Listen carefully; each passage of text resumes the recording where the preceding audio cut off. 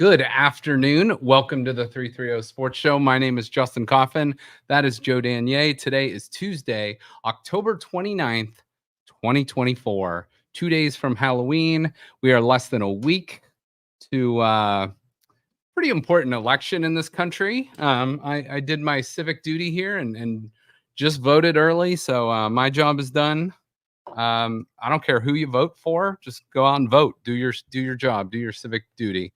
I don't care if you vote. Oh, I don't really care. I mean, whatever. In fact, if you don't want to vote, I have just as much respect. George Carlin used to say, if you don't vote, or if you do vote, you don't get to complain. He was the opposite. Like, if you do vote, then you can't complain about anything. If you don't vote, then I can.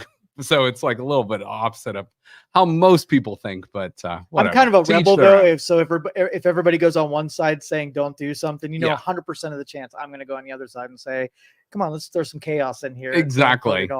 So we're going to vote on stuff today. Okay. We're going to vote on like stuff with like getting a call from my dentist. I'll have to call them back. I'm voting no on going to the dentist today. How about that? But we're going to vote on some like Halloween stuff. We're going to talk about things maybe that scare us in real life or maybe in our heads. We're going to talk about the Browns, one of those things that might scare the hell out of us sometimes. Not this past weekend. Yeah, some overlap there. We're going to talk about the Cavs.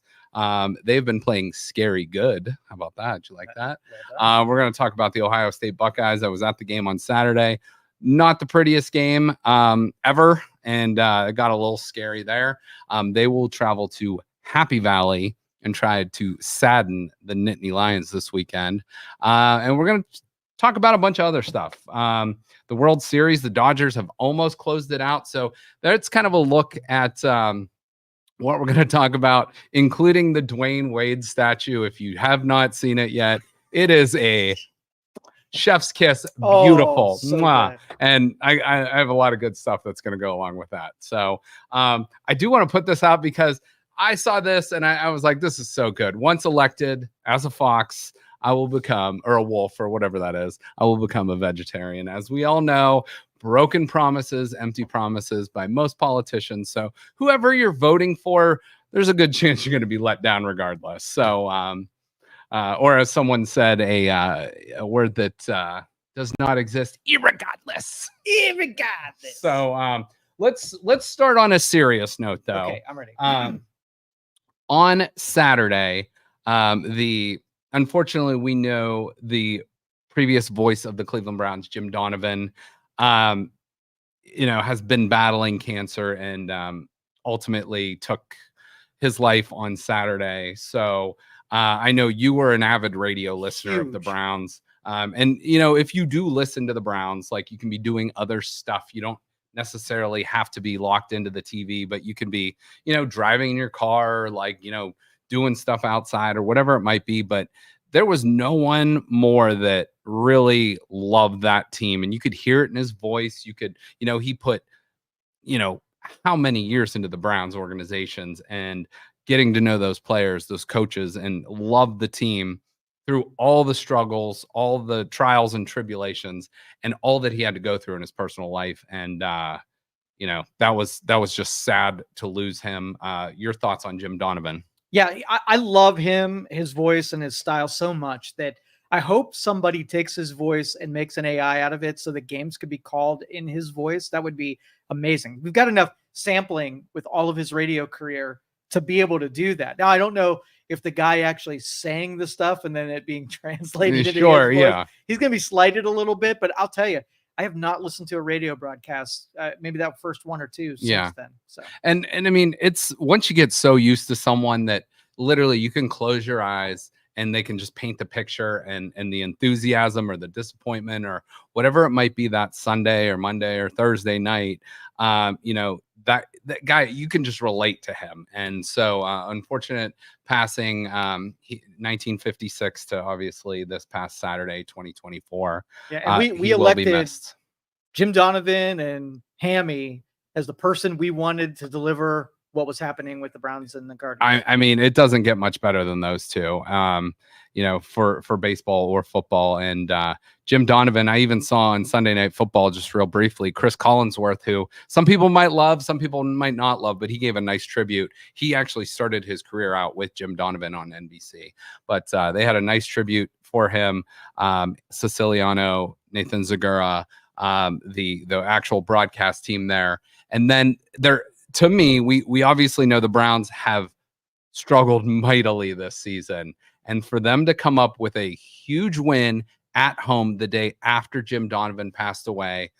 And part of me just felt like, it kind of gave me chills when I heard someone say it the first time, was like, whether you believe in this kind of stuff or not, but like the spirit of Jim Donovan came down and kind of knocked that ball out of Kyle Hamilton's hands, because if he catches that ball, that's game over, Ravens win. And then the next play, Browns score a touchdown and hold off the Ravens at the end. So a fitting tribute for the Browns to honor him. Now, the Browns aren't the greatest team in the world this year. They've been a huge disappointment, but at the end of the day, it's been a really, really, it's been a struggle this season, but this moment might encapsulate this season as what made it special. And you can see Kevin Stefanski and Andrew Berry delivered the game ball to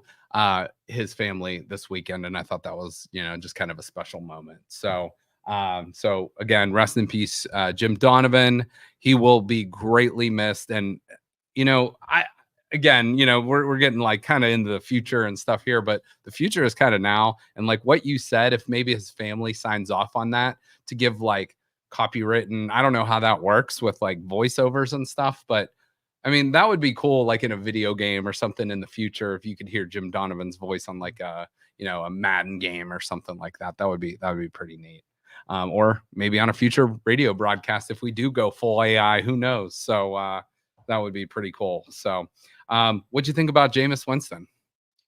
So a guy coming off the bench like that, it was very impressive. I don't necessarily think. What'd you think about the rust factor? We've been hearing rust factor for other quarterbacks on this team, but yeah, he didn't seem to show much. His accuracy was on point.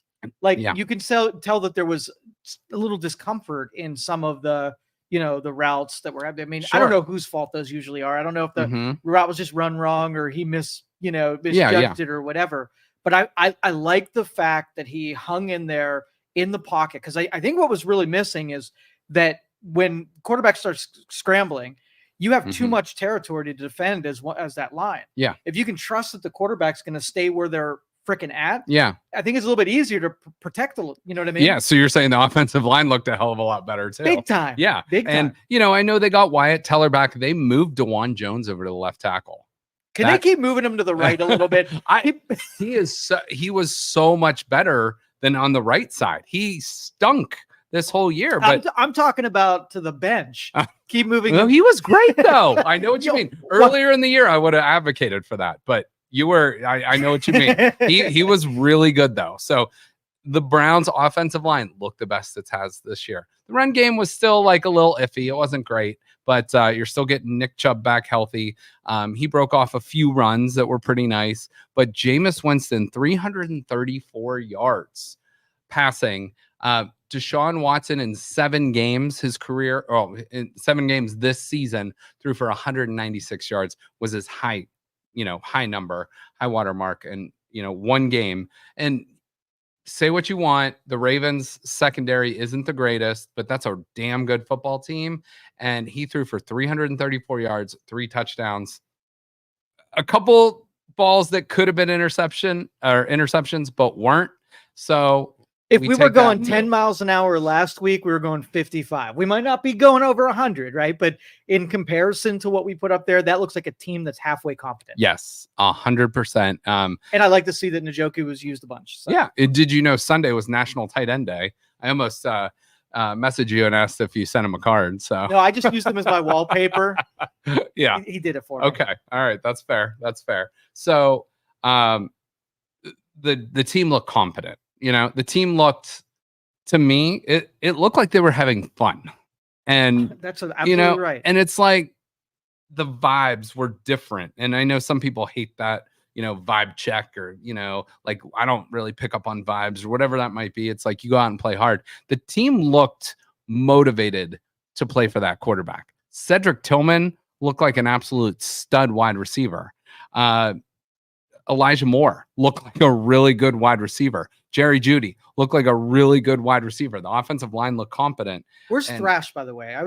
You know what? That's a great question too, because I'm sure he was activated. But I did not notice him in the stat column. I didn't notice him on the field, but that's a really good question, because I would like to see if they do. Yeah, you put those 4 receivers in front of someone like Jameis, and yes, we loved Cooper and he made a lot of things happen. Yeah, but I still think you have way more weapons on that field that you could ever make use of, and I think he's gonna have a field day if they all get on the same page. I agree, and this team, they're 2-6. And we were talking about how we were so down in the doldrums and whatever. And like the players and the fans were kind of going at it with the booing stuff last week. It's like, it's amazing how one game can change the whole outlook of a season. Now, I am not saying the Browns are making the playoffs. I am not saying the Browns aren't trading players. The trade deadline is next Tuesday. So before our next show, because we're not going to do one on Thursday because of Halloween. But so 1 week from today is the trade deadline. I still think guys are going to get traded, whether that's Zadarius Smith, whether that's Jed Wills, good riddance, or, maybe a defensive back or somebody like that. I don't know. The unfortunate part of this game, there's always good and there's always bad in NFL games because, injuries are part of the game. But JOK went out with it looked like a neck injury. They took him out in a scary situation on one of those back braces, but apparently he's fine. But I don't know his timetable for return. But Denzel Ward, who best cover corner in the league, in my opinion, especially when he's on the field, 6th concussion of his career. And you really got to think, it's like, if you're the Browns, you have to shelve them for 4 games. You have to put them on injured reserve, or whatever it might be, sit him out for 4 games, see how he responds and comes back. It's ultimately him and a doctor's decision if he comes back on the field and plays. But, he's got a whole life in front of him. And, far be it from me to say play or don't play. That's his livelihood. That's what he loves doing. But you would hate to lose also one of the best corners in the league. But, this guy's made a ton of money. He's got, hopefully for him, 60 to 70 years in front of him. Now let's just say you're a player and you're getting up there in the number of concussion count, right? And it's almost certain that later in life you're going to have some kind of neurological problems, Parkinson's, whatever. Do you play it out now, or do you take it easy and know that you're going to have to deal with whatever repercussions for 20 years? Yeah, I mean, that's such a hard question to answer, because you look at guys like Junior Seau. Do you remember how good Junior Seau was? I mean, he's a Hall of Fame linebacker, and then had CTE so bad that he ended up committing suicide, there's been all these players. You go back to the Steelers center. I forget his name but he was like, there was a movie called Concussion with Will Smith. And that's kind of like what got that whole, like, the NFL, like, on guard with the concussions and protocols and keeping the players safe. But it's a scary thing. I can't say black and white, yes or no. But if you knew it, if I said, hey, if you play again, we're going to get you healthy enough to be on the field and whatever, but it's almost certain that later in life you're going to deteriorate mentally, and I put those 2 things in front of you, you have to pick one. Which are you picking? If I'm not playing, I could extend my quality of life. Right. I think not certain that you would degenerate like that. I would think I would have to step away for at least a little while and consider that. And I think, especially if you've made enough money, like Denzel Ward type money, he's probably made over 100 million in the NFL, but you have to think of, like, the repercussions long term. And, money's great, but also having 100 million in the bank and being dead doesn't mean a lot necessarily. I mean, for family it does, but for you, it's like, what are you living for too? So Yeah. there's a lot of questions. But I want him still part of the organization because I think he's Yes. the soul of that whole group. Mhm. And if we can if he's not on the field and he's not putting himself at risk anymore, you need him there to keep those guys going. Absolutely. And it is a violent game. We get it. But part of the game is possible injuries, but he might want to consider, one of those like skull guardian caps or whatever they call it, or I don't know what the answer is, but Tua did come back this weekend after his several concussions. But at the end of the day, it's like it's the player and a doctor's choice, and if they want to play, I can't fault them for playing. But if it were me and I've made a decent amount of money and it was all, it was like, hey, like your question was perfect. If you step away, there's a good chance your quality of life is going to be a hell of a lot better than if you go back on that field and put yourself at risk. You could be not with us in 15, 20 years. Yeah. So, have you ever had a concussion? I have. And after the fact, does your brain ever go back to any of the concussion symptoms if something happens? I mean, the last time I had one, I was probably in high school. Like I think I had 2 in high school, and the one was pretty bad. It was a 2nd-degree concussion, and I was literally like limited where I couldn't do anything for like 3 months because it was a serious injury. But it's a scary thing where you're not yourself.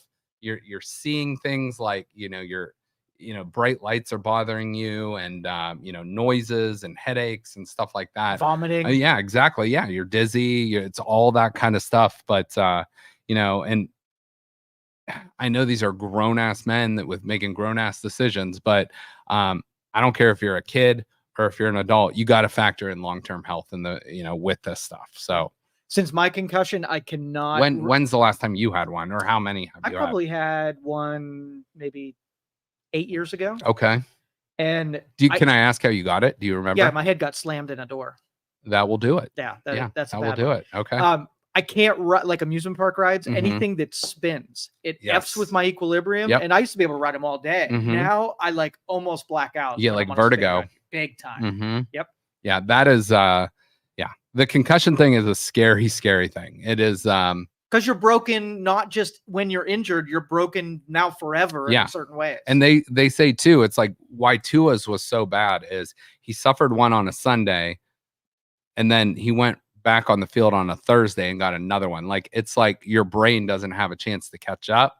And I'm not saying it fully ever does, but you're putting yourself at a lot more risk. So Denzel Ward has got to do what especially, I hate to say it, in a 2-6 season, you got to take care of yourself. And, if this was a playoff team, maybe you sit out for there's a whole bunch of hypotheticals here, but he's got to do what's best for him. And at the end of the day, he can be the only one that says it. So, all right, switching to another defensive player on the team. Did you see Myles Garrett's costume? I did. The Terminator look. Every year he does something. He did Vecna one year from Stranger Things. He's done, I think, the Jeepers Creepers guy. So he walks in literally looking like Arnold Schwarzenegger from Terminator 2.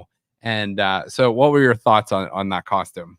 That, he always he's got such a mild temperament to him, so that he puts so much into his costumes every year. It's almost something I look forward to see what he's going to come up with next. It is really cool because at his house, I know he puts like the tombstones out of all the quarterbacks he's ever sacked. And I don't think he had like a big impactful game in this game. The defense obviously did its job enough for the Browns to win. But I had heard from one of the national reporters that he had got in contact with like a studio in Hollywood, and do you know how much that costume cost him? Oh, it had to have been a bunch. They roughly $100,000. So this guy, when you say loves Halloween, goes all in, he goes all in. So $100,000. So, cause I mean, I think they had to spend hours and hours on the prosthetics and all that good stuff. I hope it's something he can wear a second time. Cause that seems cause all he did was walk from his car into the building, and then he probably took it off. And you know what? I did not see the post-game press conference to see if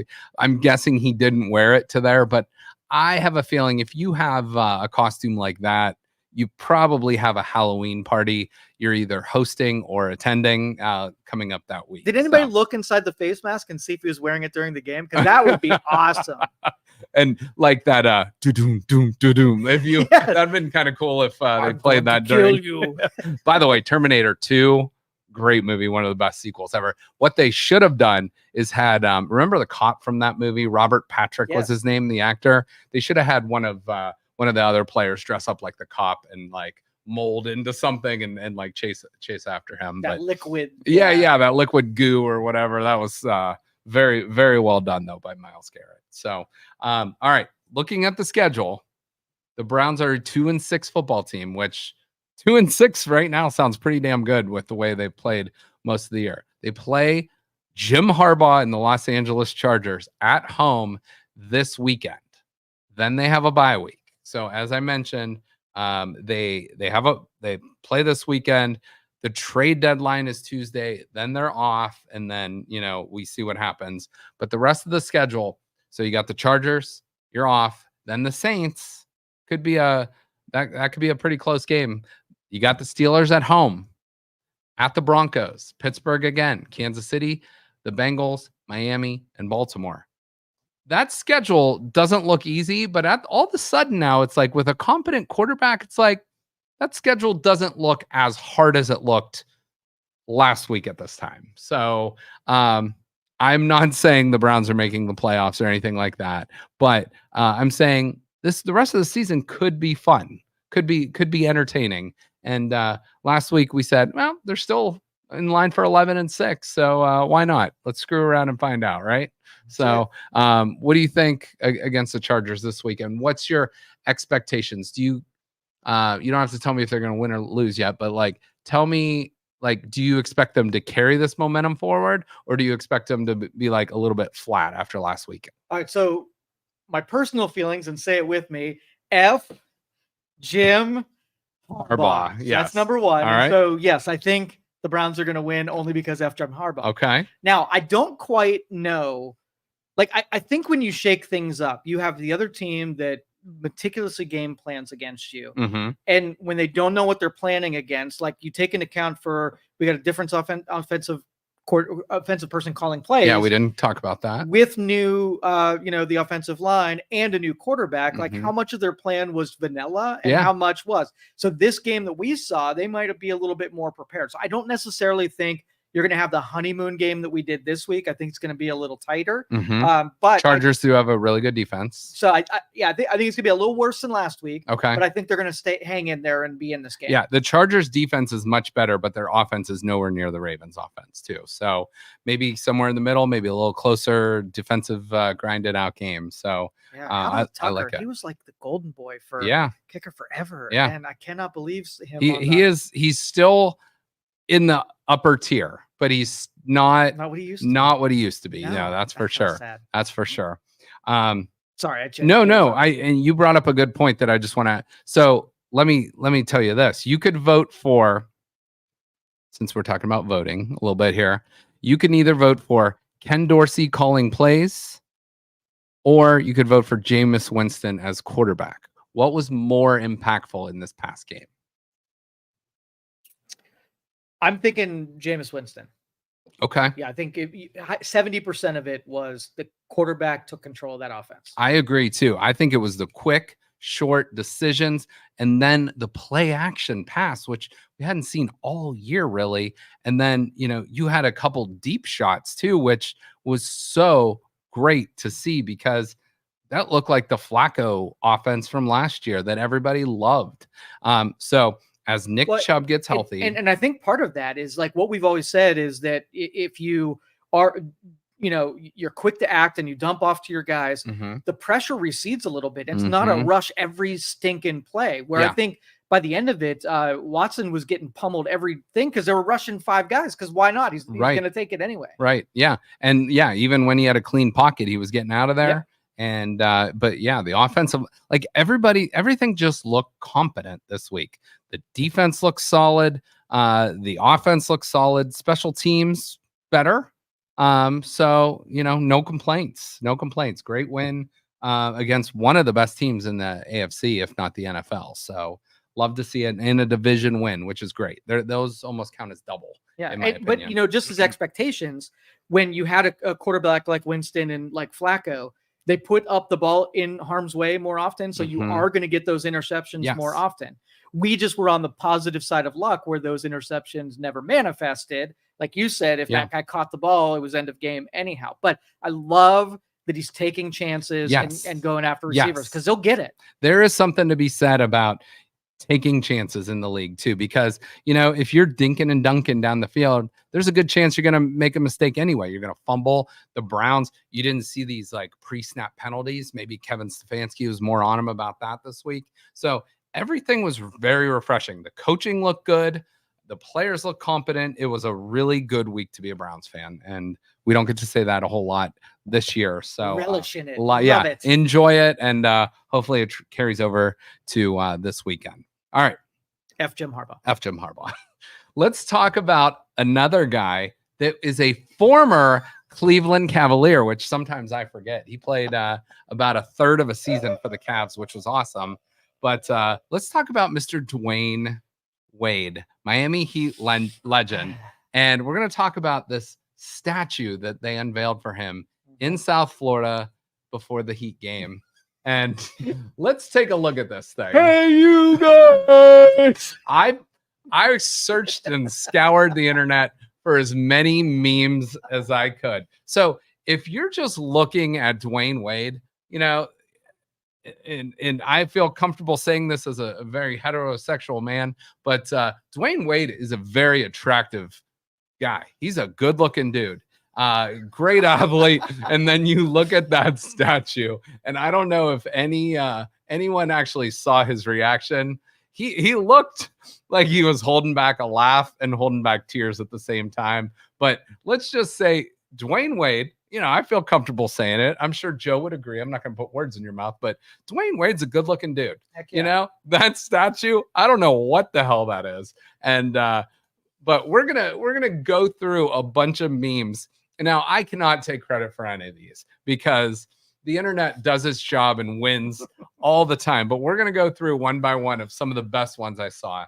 So Chris Vanini put online, why did the Miami Heat build a statue of Lawrence Fishburne? And if you look at the Matrix poster, and it looks almost identical to Lawrence Fishburne. All right, next one. Once again, there's LeBron, there's Chris Bosh, there's something in the middle. Those used to be the big three for the Miami Heat. I can't believe you can't recognize him. He looks like, and I don't want to be insensitive here, but he looks like he just came out of a burning building or something and just barely got survived. Punched in the face 13 times, was set on fire. Yeah. And it has a cramp in his lower calf. It looks like he got out of the ring with Zion and with Kelly Pavlik and Boom Boom beat up for about 10 rounds there. Not ideal. And if you're trying to get the facial expression right, why are you picking that one of all? I think there's one, and I'll see if it's on here. I can't remember if I put it within these, but this is like one of the great images of LeBron and Dwayne Wade as teammates. He like just lobs a noop, puts his hands up before LeBron even catches it, and it's a dunk. But that picture, it's like so bad, it's comically good. There's one from Get Out. Speaking of Halloween, that's one of the best horror movies of recent memory. But perfect meme for that situation. Next up, there's your guy, Joe. Sloth from the Goonies. Hey, you guys! Poor Dwayne Wade. Oh, and then this is the one I immediately thought of. So the movie I Am Legend with Will Smith. I think, they create this like vaccine to cure cancer, but then it has these like side effects and these things, these people become these things. They're almost like vampires or these underground creatures that can't be in the daylight. And they just become these scary looking things. And, that statue looks a lot like the Dwayne Wade statue. The next one, how about this one? You remember this movie? Total Recall, Arnold Schwarzenegger, kind of the same facial expression there. I I don't know what this is from. I feel like this was like a Nickelodeon show, but it almost looks like the Wizard of Oz, in the sense of like the great and powerful Oz. But I think this was from like a Disney show. I just can't recall, but I thought that one was pretty good. And then how can you not love this one? Throw in the damn towel. Rocky 4, with Ivan Drago just whooping up on Apollo. That was, I think that was Rocky. That was Rocky 4. Yeah, Rocky 4. And then again, here is, I think, what they were trying to do the statue of in real life. The picture on the bottom, if you're watching, and then the picture on top. He eventually puts his hands down. And then there's a picture with him and his beautiful wife at their wedding, Gabrielle Union. And of course, it looks just like them during their wedding day. So, all right. So I had to look this up because I wanted to see what the artist that sculpted this said about the criticism. Yes. The artist is Omri Amrani. Okay. Omri Amrani. And the quote was, "I couldn't do better than that. I don't think anybody else could do better than that. It is what it is, and we will love it forever." If you say it is what it is in a quote, it's not as best as you can do. It's not as best as anyone can do. No. So Amonri or whatever your name is, great effort, but the execution. Now, once again, you talked about Jim Donovan's voice earlier. Why the hell can't we do that with statues too? Absolutely. So you could take, I'm sure, can't you take like a picture, a 3D image of Dwayne Wade, have and 3D print it? Yeah, and it would be identical. Yeah, and I'm sure you could put some coating over it that would last for 50 years or whatever, however long it needed. And the 3D printer wouldn't say something stupid like, "That's the best that I could do." Yeah, exactly. Because 3D printers don't talk back to you. That's it. They just do their job to the best of their abilities. All right, let's stick with basketball. Real quick check-in with the Cleveland Cavaliers, just because their season just started. But I like to do this, especially at the beginning of the year and then the end of the year. So pretty much the same front office is in place. Dan Gilbert, the owner, Kobe Altman, the general manager. The new head coach, though, taking over for JB Bickerstaff, is Kenny Atkinson, who is a very offensive-minded head coach. So in the post-LeBron era, so since 2018-19 season, the Cavs, won 19 games. Then the next year, the COVID season, they won 19 games again, then up to 22 games. And then 3 years ago, 2021, 2022, 44-38, they lost the play-in. 2 years ago, they went 51-31, lost in round 1 to the Knicks. Last year, 48-34. So a little bit of drop in the regular season record, but they got to the second round. They beat the Orlando Magic in 7 games, and they played really good games against the now defending champion Boston Celtics, who just blew everyone else out. So this season, they come into the year, they didn't make a whole lot of changes. Their roster's pretty much overall the same, but they started the year 4-0 with this new offensive-minded, up-tempo offense, which is fantastic to see out of Kenny Atkinson. So last year, you take a look at their numbers, 26-15 at home, 22, and 19 on the road. But look at their offensive rating. They were 18th last year in offensive efficiency. So that could go way, way up. This year, you take a look for the first, and now it's only 4 games, so a small sample size. Excuse me. But they are second in offensive rating. Again, only through 4 games, but they are 4th in defensive rating. So overall, doing a hell of a job to start the season. Evan Mobley looks to take the next step. He's kind of that unicorn type player that can score. He can defend. He can rebound. He can handle the ball. He's a good passer. So this is a guy we want to take the next step to become the 1A, 1B type player with Donovan Mitchell. Darius Garland had a hell of a game last night in Madison Square Garden, beating up the Knicks, and I think he put up 34 last night against the New York Knicks. So a great game, a great start to the Cleveland Cavaliers season. Now, speaking of New York teams, I do want to touch base on them. So the Yankees, the Knicks, and the Giants all lost last night. It's been a really good fall overall for the New York sports teams. As we know in Cleveland, especially, the Yankees knocked off the Cleveland Guardians, but they have been getting whooped on by the LA Dodgers. So last night, the Yankees go down 0-3 in the World Series. The Knicks get beat up by the Cavs, and the New York Giants lost last night on Monday Night Football to the Pittsburgh Steelers. So it was a rough night for the New York faithful, and I don't think you or I are shedding a tear about that. Not at all. No complaints there. Now, coming into this World Series, I said I hope both teams lose. I did put some money on the Dodgers. I know Joe did because someone from the future messaged you. $50. And, so I mean, yeah, I know my cash out is almost like automatic, so I can cash out right now for like a couple bucks less than what the bet's worth. So I almost thought about doing that. But that same person said Dodgers 3 times in a row, so I think they might be just guessing at this. They might just be a bot. It might be. That was a hell of a guess by that bot, though. I know. What's the likelihood? But well, it's 50-50, yeah. Right? but 3 consecutive, but they picked correctly. Yeah. So can I do a conspiracy theory? Because I really want to know from you. Yeah. I think that every sport is fixed. And I think the longer that series goes on, the more money is to be made by everyone. Yeah. And this series may be shortened. My suggestion is the Dodgers will not be able to continue and with a wipeout series. So if the series goes full games, are you willing to come on my side of the conspiracy border and say it's fixed? I will, if there are some questionable calls tonight.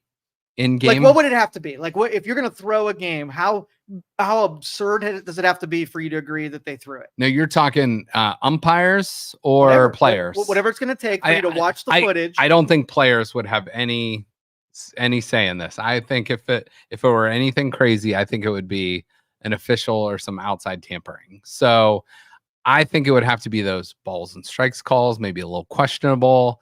But now there's reviews, so if it's a bad call, you get two chances to overturn a call. So I don't know.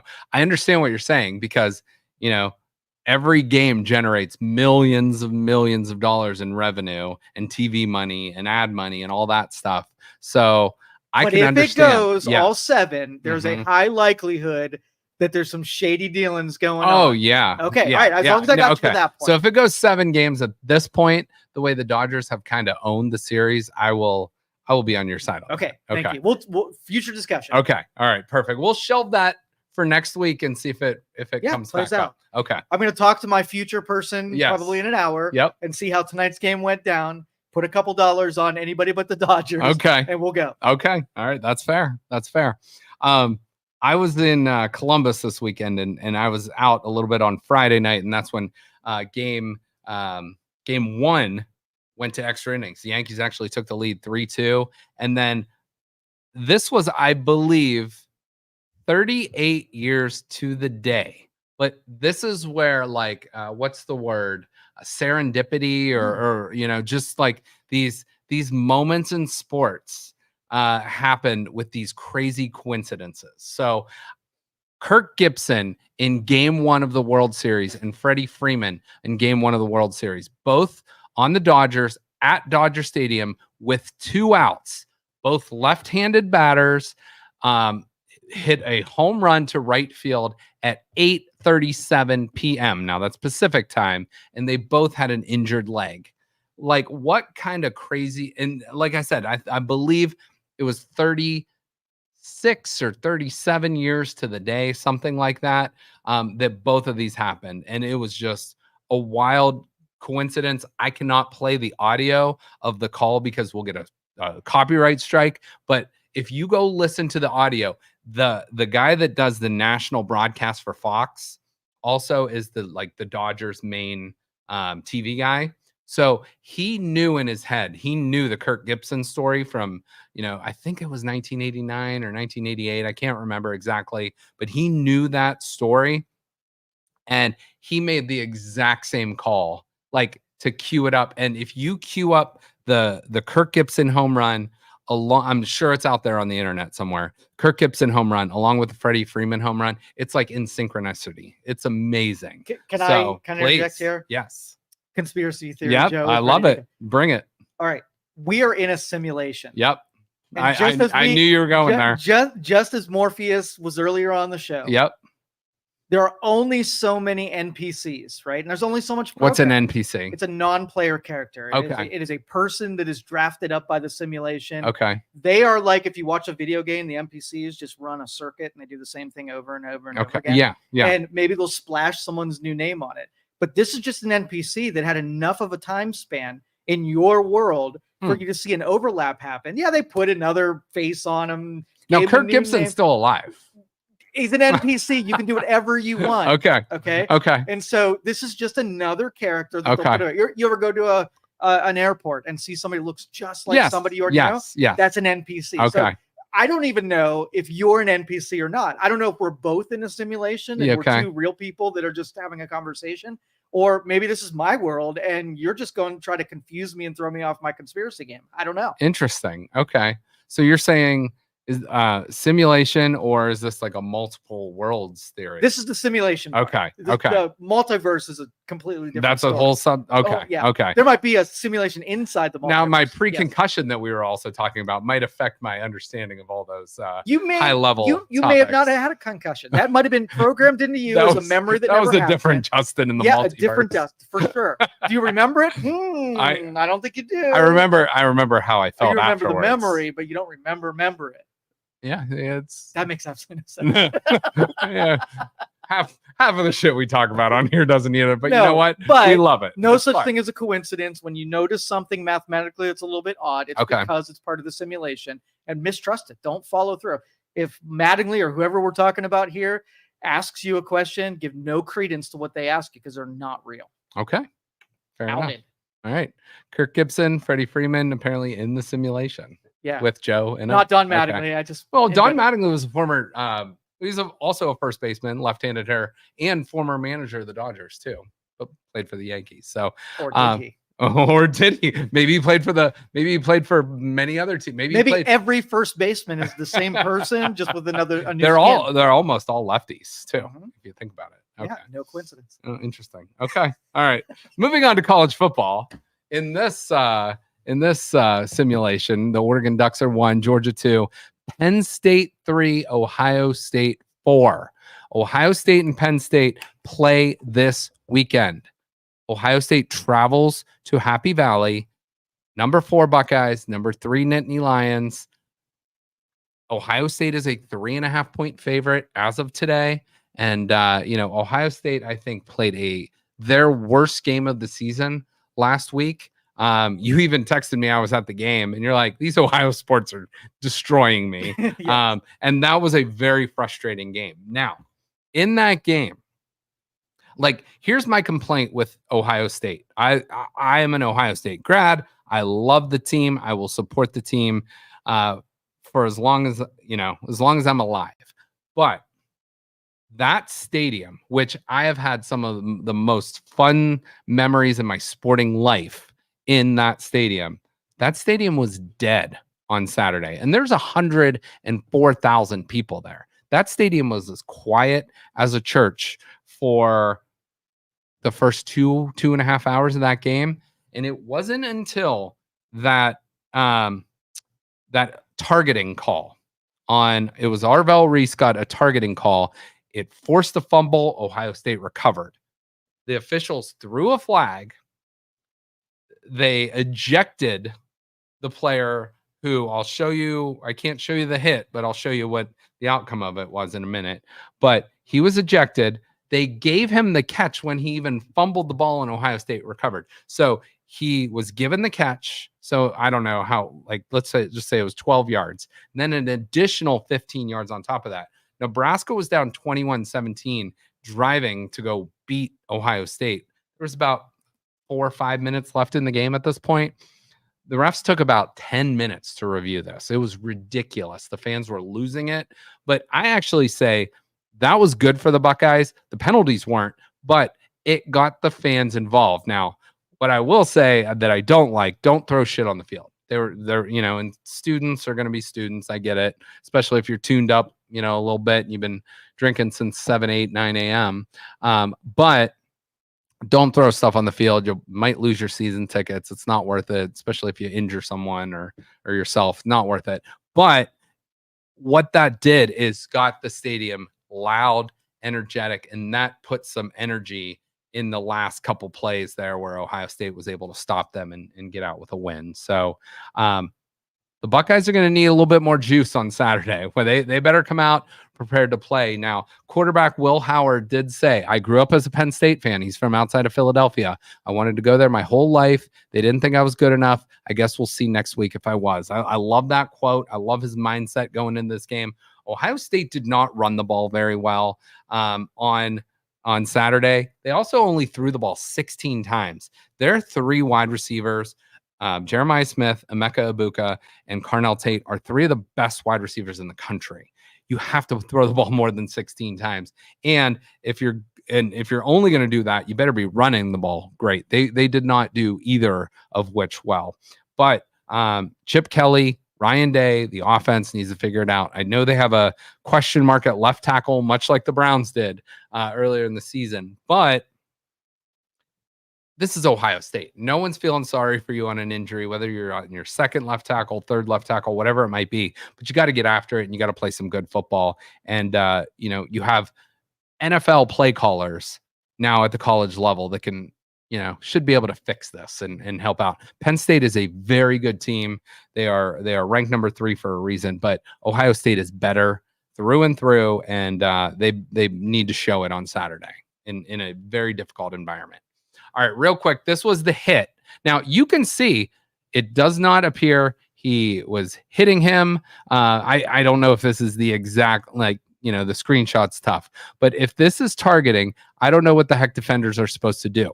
I think that any way these days, but the wide receiver can't be half as high to the ground as his height and then be totally protected. The only thing to do would be to not attempt to tackle at all. So what he's saying is that in that situation, the wide receiver is catching the ball. He's kind of ducking down low. So what is the defender to do? You know what I mean?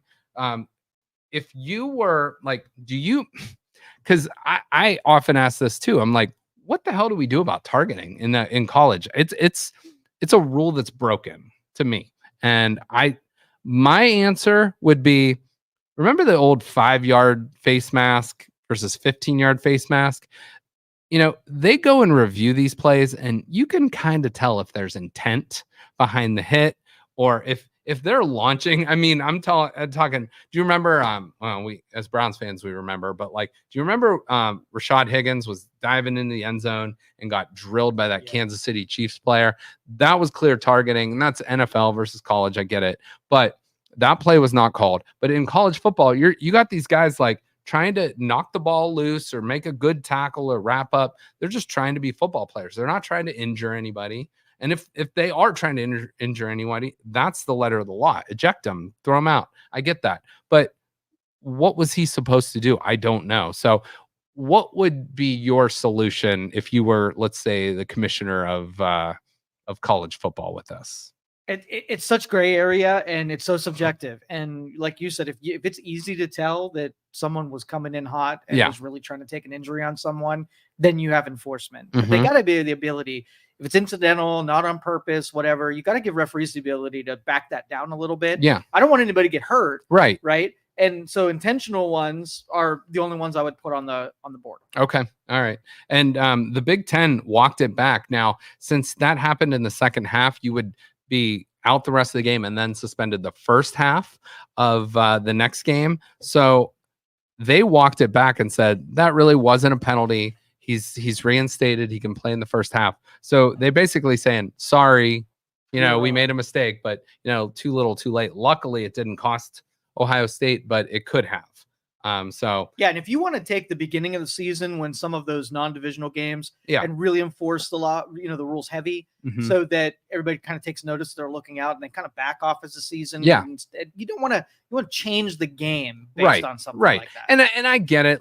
It's football. There's there's injuries, there's stuff like that. But, again, what's the spirit of the game? You want hitting, you want stuff, but we don't want injuries. So it's figure it out. I think there's a common sense factor we're not putting into this sometimes. And that's just all I'll say about that. I think the only other option is to do something like touch, like when you get in a certain Yeah, position, right. rather than take a full tackle. When you touch him, he's down, And nobody wants to see that. nobody ever. wants to see that. Yeah. I mean, this is like at the end of the day, it's football. And come on, so. All right. Well, real quick, here's a look at the top 4 Big Ten teams. And a pretty good looking girl in a green dress. I'm not sure who that is, but Oregon, undefeated, number 1 team in the country. Penn State, undefeated. They are number 3 team in the country. Indiana's undefeated. I believe they're ranked 13th. And Ohio State has 1 loss to Oregon, and they're ranked number 4. The rest of the schedule, Oregon, to me, is already a lock for the Big Ten championship game. They are in. Now, Penn State, Ohio State, to me, this is an eliminator game for this weekend. So if Ohio State wins, they are on course to make it to the Big Ten title game. They will control their own destiny. If they lose, they're out. If Penn State loses, they're probably out.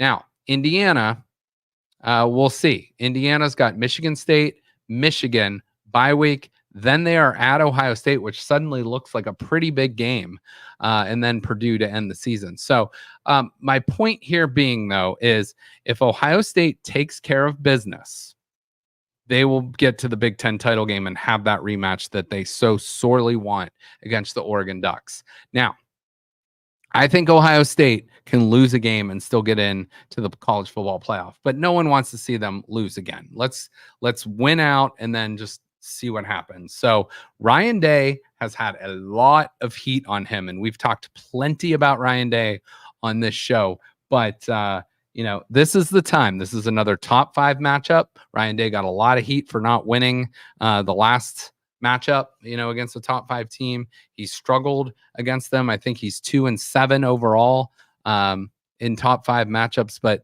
this is the weekend you can rebound and go on the road. You're still a favorite, and go be the better team and beat Penn State. So that's it on that one. All right. Let's do our NFL picks here. Joe, you forgot to send them to me last week. So now we are on the percentage system. So that's okay. I did have a pretty good week. I went 12-4 last week. So I am 78-45 on the season, about 63.4%. Joe is 65-42, a really good number there. He is at 60.7%. Let's pick the games this week. So here are my picks. And you can you're going to agree or disagree with me on these. So I've been wrong on I think the last 3 Thursday night games. I have not been very good because I've been taking the road team, and I am sticking with that trend. I'm sticking with the Houston Texans to beat the New York Jets. I think the Jets are just a bad football team right now. Aaron Rodgers looks like he's on ayahuasca half the game. And so I'm going with the Houston Texans to win. Yeah, I'll take Texans as well. All right. Dallas at Atlanta. I'm going Falcons. Yeah, I have to go with Atlanta on this one too. Okay. Miami, they do have Tua back at Buffalo, but Buffalo whooped on Miami earlier in the season. I'll take Miami on this one. All right. Joe going Miami. When I committed, if Tua's there, whether or not he has a brain or not, who knows? Okay. But I'm taking Miami. Okay.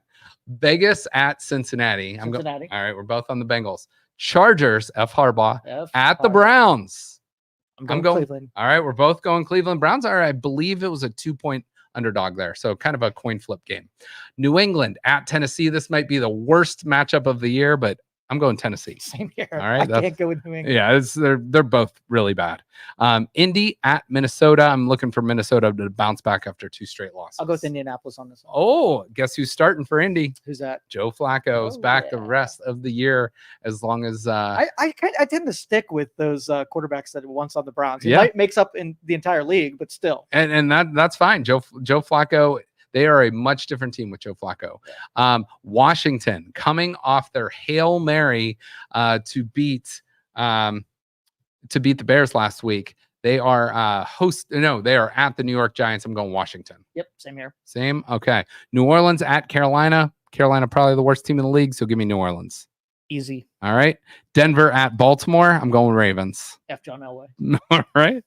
Chicago at Arizona. I'm going with the Birds. I'll go with Chicago on this Okay. one. All right. Chicago coming off a tough. They should have won last week. Detroit at Green Bay. This is a really good matchup. At Green Bay, I think it's a little tougher, but still give me the Lions. Yeah, I'll take the Lions as well. The Rams at Seattle. Seattle is so good at home, even if they're just an average team. So give me the Seahawks. Yeah, I'll take Seahawks as well. Okay. Jacksonville at Philly. I'm going with the Eagles. Going with Philly. All right. And Tampa at Kansas City on a Monday night. The night before election night, Tampa at Kansas City. Are you taking Baker or are you taking Patrick Mahomes? I'm taking Baker. Oh, he had a rough one, but he's going to come back. All right. I love it. So only a couple disagreements on there, but I like it. I like it. So Joe calling a shot on a few of those games. All right. Let's go with like 3 or 4 news and notes, a couple Halloween, couple quarterback things, and then we'll get out of here. So here's the reason one of the reasons Joe Flacco is starting. So this was from the Pat McAfee show. He had never seen, and I didn't watch this game, so I didn't see it till after the fact, but he said, I had never seen an NFL quarterback tap out while still being healthy until watching Anthony Richardson. The quarterback is your franchise. The message it sends is loud and influential. Basically, he said he was too tired to be in the game. And he pulled himself out for a play or two, and then he went back in the game. So maybe he was sick. Maybe he had the flu. I think he was just tired. I think he said he was tired from running around. So yeah. And he's one of the most athletic freaks in the NFL. But sometimes you get tired. Maybe just call for a handoff the next play, and then catch your breath. You got 30, 40 seconds. So yeah, not ideal. All right, now when drinking before the game, a little too long a night. Yeah, could be. I mean, that's hopefully he learns from that lesson, and but he might not get the ball back this year if Flacco keeps playing well. Yep. They're a much better team with him. I can't take credit for this one. I usually do the research for college football and the best names of college football, but this is from NCAA buzzer beaters, or buzzer betters, excuse me. But here's the all college basketball team name. So guard from Rhode Island, always right. Nice. Guard from North Carolina Central, Po' Boy King. A guard from Kansas City, Gob Gob. That's real. Gob Gob. Mm-hmm. Forward from Oregon, Supreme Cook. Mm-hmm. Center from Liberty, I believe it's Caillou. Is that little kids show? Caillou. Caillou. It's better than FU. But and then the last one, the 6 man's might be my favorite. A guard / forward from Utah Tech, Tennessee Rainwater. Yeah.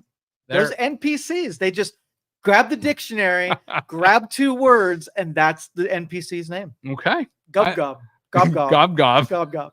It's I mean, we've done that plenty with the college football stuff, but I mean and I'm sure I can do some more research, but I'm sure there's great names out there too. But those were pretty good. All right, let's switch to a couple Halloween things here. Now, there's been many versions of Batman and stuff over the years. Let's start with Catwoman though. So top left, Michelle Pfeiffer. Bottom left, that is, why can't I think of her name? She's my favorite one too. She's Anne Hathaway. Top right, can't go wrong with Halle Berry. And then I forget the girl's name that's on the bottom right, but she is the latest Catwoman in the previous Batman movie. So, Joe, if you had to pick, who's your Catwoman? Halle Berry. I gotta go with it's hard not to pick Halle Berry. I'm going with Michelle Pfeiffer. Second, I'm going with her second. Anne Hathaway looks so good in that movie. So Anne Hathaway, Michelle Pfeiffer, Halle Berry, and then the new girl.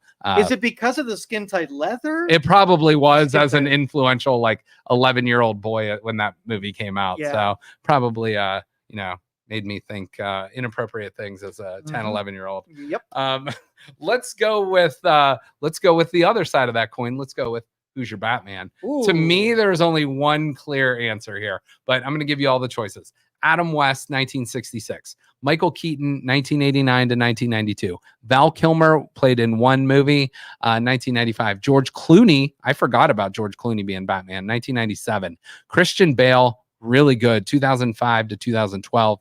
I don't know who David Mazouz is. 2000, that might be in some of the spin-off movies, 2014 to 2019. Ben Affleck, played in 2015 and currently back, I believe. And then Robert Pattinson played it in the last one. So who is your Batman?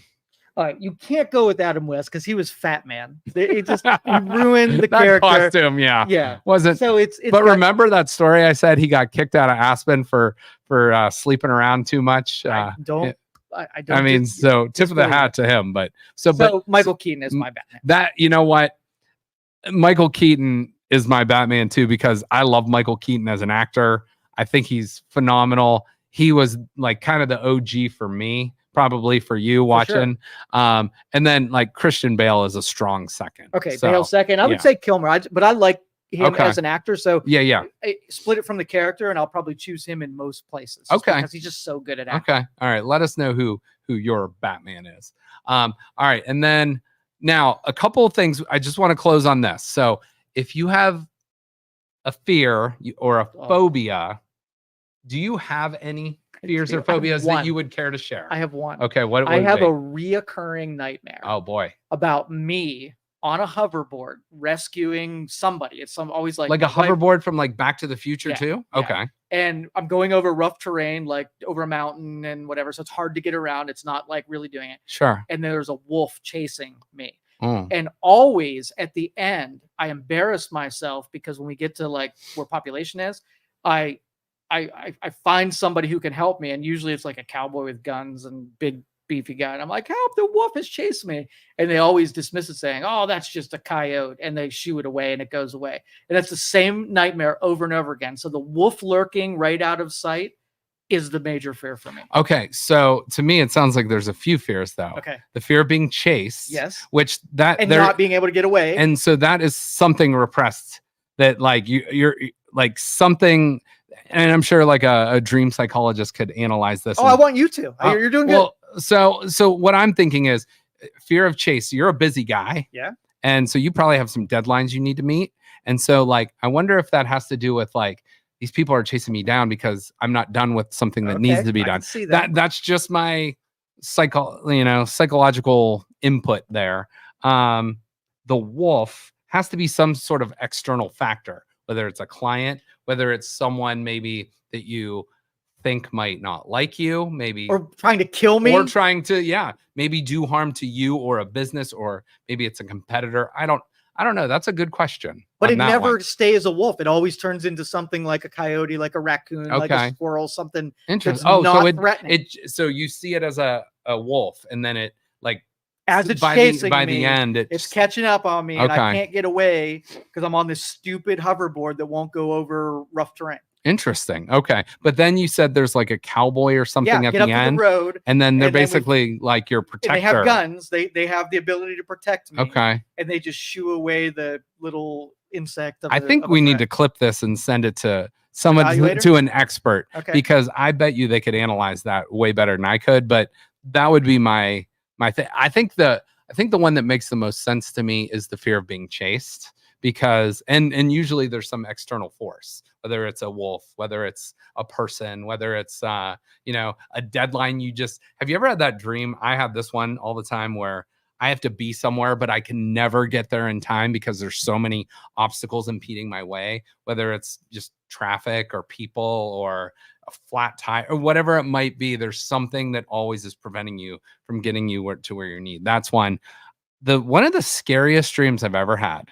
And it wouldn't sound scary to like the common person, but I had this dream where I was in a dark movie theater by myself.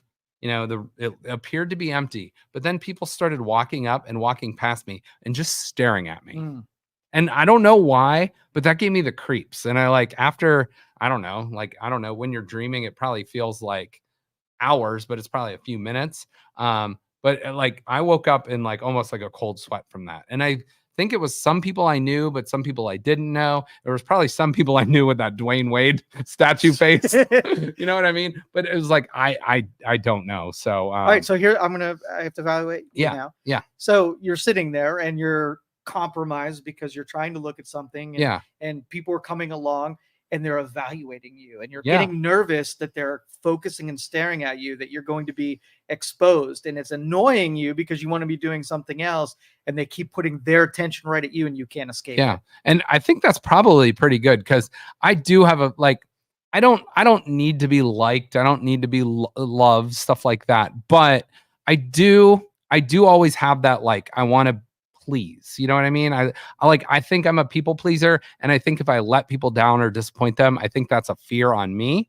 or it's maybe a fear of disappointment or stuff like that. So Now, do you ever feel threatened when they're looking at you like someone's trying to hurt you, or you just make it want to stop? No, I don't know if I feel in physical danger, but I feel that where you're almost frozen or locked up, kind of feeling. So You're in a social thing and somebody steps into your circle a little too close, where they're just uncomfortable. Yeah, Is that kind of a feeling? A little bit. Yeah. A little bit. Yeah. And I feel each person is doing something different. They're walking past you in the aisle, but some people are a little closer. Some people are a little further away. They don't say anything ever. So I don't really know. They're judging you. Yeah, they probably are. I can see their thoughts. Can I give you one movie recommendation? Yeah. Now, I don't know if I've mentioned this. I probably mentioned it in a show months ago. But speaking of dreams, and it's around Halloween season, there's a ton of great scary movies and content out there. But I will make a recommendation. It's a Nick Cage movie. Okay. It came out last year. It is called Dream Scenario, whatever it might be. Go check it out. I will. I feel like I've recommended that before, but I can't remember if I did. So what's the premise? And I may have watched it. So he's some sort of professor out of college, but has nothing to do with dreams or anything like that. And he is appearing in people's dreams. Oh, I can see that. Okay. Yeah. It's very really good. And at first it's harmless, it's cute, it's nice, it's stuff. And then it becomes where he's a threat and a killer, and people become afraid of him. So that affects his real life. His and the job. people around him think he's freaking nuts. Yes. And that's a fear of mine. Yes. You have something true to say to somebody and they think you're crazy because of it. Oh, that was disturbing. Yeah. So it's a good watch. It goes lots of different ways. So highly recommend this stuff. So I do. Joe, I'll post these on our social, but here's a couple reminders as you go into Halloween. Here's a good way to eat candy corn. Open the bag, pour the candy into a trash can, and just eat a Reese's peanut butter cup. I'm with that. Checks out. And then a couple cocktail recipes with bourbon and apple cider. Oh. So I will put some of these up on our social media, but a friend sent this to me and I highly recommend it. I had the one with lemonade, apple cider, and some bourbon and a little bit of cinnamon, and that was really, really good the other day. So highly recommend. But there's several good ones on that list. Again, so cinnamon maple whiskey sour, apple cider whiskey smash, maple whiskey sour, spiced whiskey cider lemonade, apple whiskey smash, and spiced honey bourbon old fashioned. That one at the bottom is probably the best. I just haven't tried it yet. So a couple of recommendations there as you go into Halloween. Everyone have a safe, Can I have happy you do Halloween. one more Yes, thing please. before? Yeah. Every year we joke about the corn mazes. Yeah. And yes. you have not made the statement yet of surviving corn maze season. You know what? So please. So the Browns have had a rough season. Yeah. And last Sunday, the Bengals game, we went out to Molnar's farm. So my wife, my family, my sister and her kids, and we did the corn mazes. Mm-hmm. We got cinnamon rolls, we got pumpkins. So I did that on a football Sunday and listened to I ended up watching the second half of the Browns game, but I was kind of checked out. So I would not do that for an Ohio State football game. But yeah, if it's a weeknight or whatever, yeah, I can make it work. But so you did not survive. I did not survive it. No. And that was the Matrix picture of apple picking, corn mazes, whatever it might be. Yeah, those are always fun. How you deflect? Yep, you gotta. Yeah, you got a lot. There's a shit ton going on all the time, so it's hard. But go out and vote or don't vote. That's up to you. Don't vote. Or You're right. Don't Joe vote will be on with the MLO Bros tonight to talk politics. We tend to stay away from that on this show, but sometimes we touch upon it. But good luck to our country. That's all I will say. Whatever happens, happens. But for Joe, I'm Justin. Everybody enjoy your weekend, and we will be back next week. I know it's only Tuesday, but enjoy your Halloween on Thursday. Everybody have a great week. Thank you for listening to this show on Youngstown Studio. This is original Youngstown content. Feel free to share our videos and tell your friends about us. Don't forget to subscribe to our YouTube